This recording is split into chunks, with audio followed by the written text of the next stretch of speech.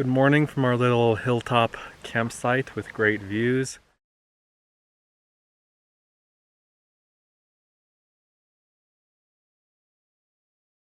If you missed yesterday's video, here's the view.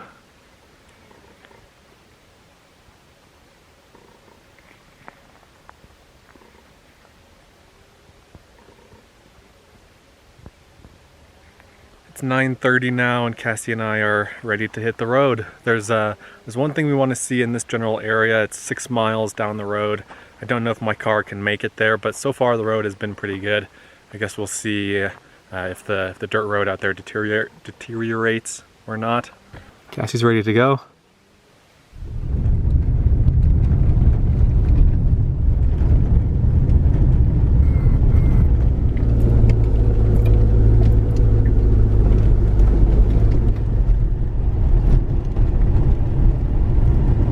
So this is a grave site of a famous Utah resident, that being the last grizzly bear in Utah. His name was Old Ephraim. Yeah, there used to be grizzly bears in Utah. Now they're only in, I think, Wyoming, Idaho, and Montana, with I think a small population in Washington, but here's the grave. This marker was erected by Eagle Scouts in 1966. This rugged 4.5 ton native stone is symbolic of a giant grizzly bear called Old Ephraim, who ranged this area for many years, killing sheep, cattle, and game, and was trapped, shot, and buried near here August 1923 by Frank Clark of Malid, Idaho. Standing upright, he equaled the height of this monument. Holy cow. 9 feet 11 inches. And weighed about 1,100 pounds. The Smithsonian Institute in Washington, D.C. has his skull. That's how big the bear would have been. Crazy. This is a beautiful area out here. It's there are lots of meadows and wildflowers, and this is extremely remote. Probably one of the most remote places you can get to in this part of the state. Cassie wandered off down this trail somewhere.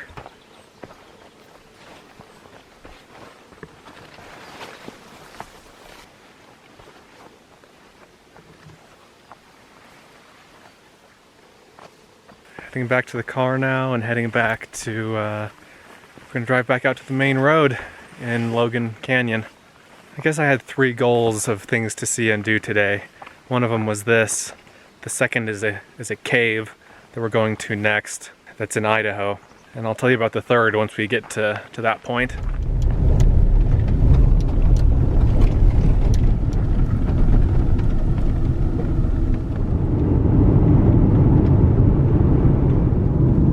Welcome to Idaho, entering Bear Lake County.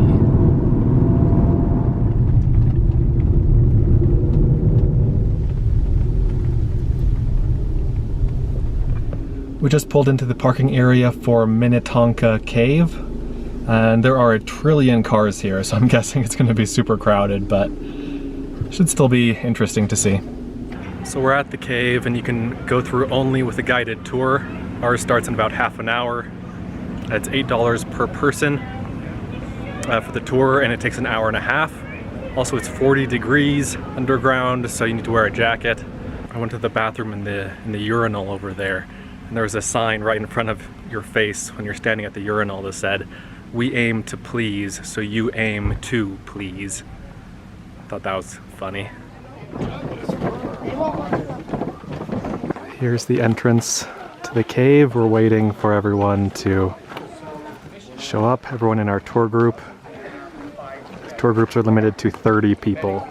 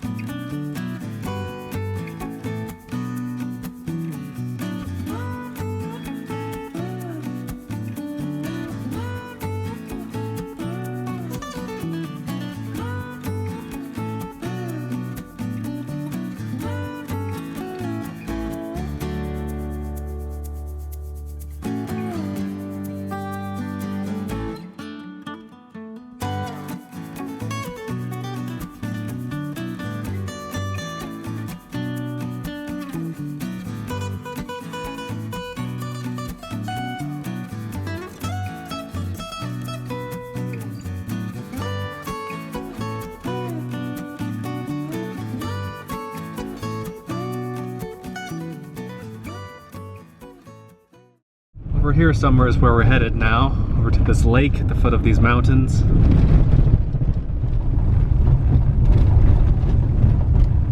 We just got to the parking lot for Bloomington Lake. This is a really popular area. We passed literally about 30 cars leaving as we were driving on the road up here, and there are still a ton of cars up here in the parking lot, but it's a really pretty spot. It's 6/10 of a mile hike to the lake. It's a beautiful lake with like a rope swing and a beautiful mountain backdrop. So that's what we're going toward. Gonna get our gear ready and then start the hike. Oh, and we got a giant cinnamon roll when we stopped in town to get gas.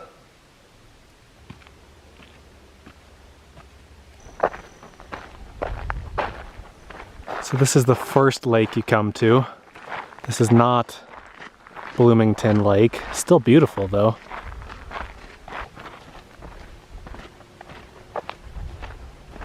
Okay, we've marked our territory here on the beach in the shade. Still easy access to the sun in the water. Here's the lake. The rope swing tree is right there.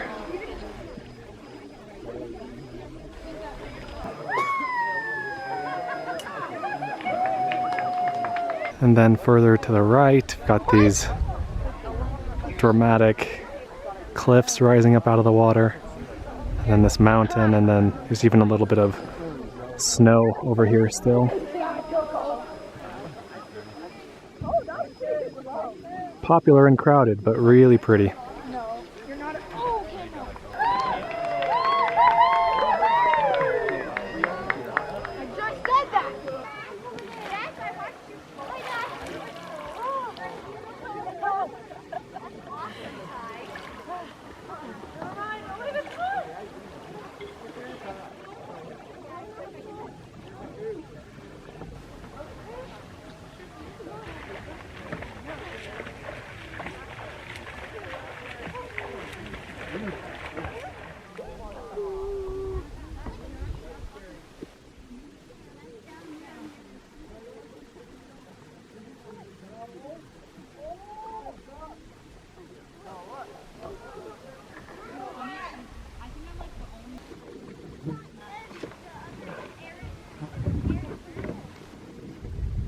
Okay, we gotta move this log out of the way, right?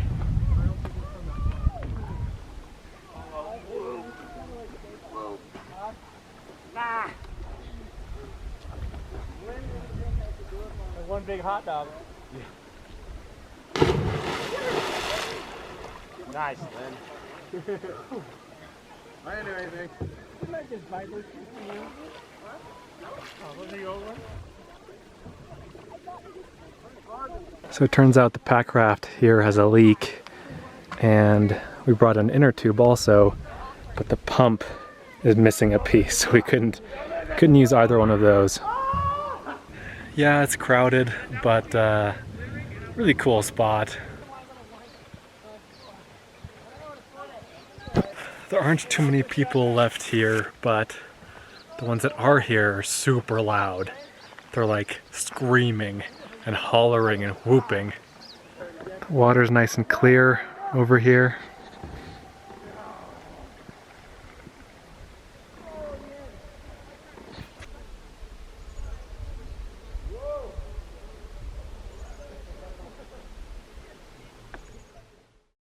It's a little bit before 7 o'clock now. We are maybe 5 minutes from the parking lot for Bloomington Lake. We wanted to camp in the same general area to give us a couple hours to rest and just hang out. Cassie's off looking for bees to photograph. She's wandering the meadows. And this is our campsite here at the edge of a meadow. It's nice. Got a friendly herd of cows here.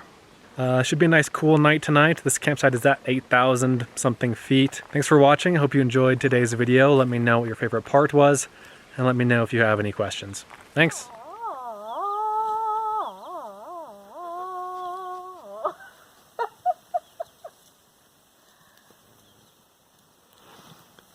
Cassie's singing to the cows.